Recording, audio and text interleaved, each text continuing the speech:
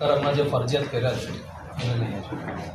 અત્યારે સમગ્ર ગુજરાતની અંદર સરકાર દ્વારા જે સ્માર્ટ મીટરો બેસાડવાનું જે કર્યું છે કે ફરજિયાત બેસાડવા પડશે, ત્યારે આમ આદમી પાર્ટી સમગ્ર ગુજરાતની અંદર આનો વિરોધ કરે છે અને આપ સાહેબશ્રીને આજે આવેદનપત્ર પાઠવવા માટે આવ્યા છે.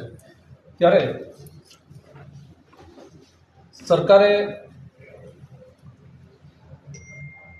રજૂઆત અમારી એવી છે કે જે રીતે સ્માર્ટ મીટર બેસાડવાથી નુકસાન સામાન્ય જનતાને ઘણું મોટું છે.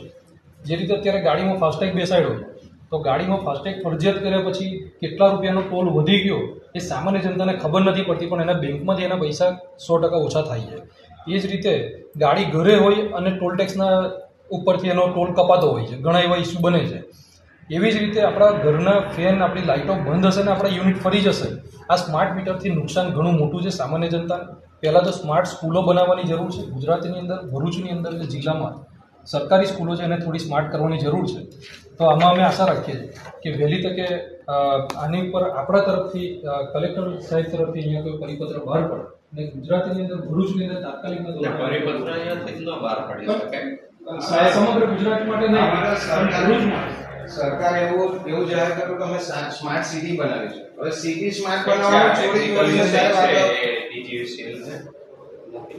હા બિલકુલ.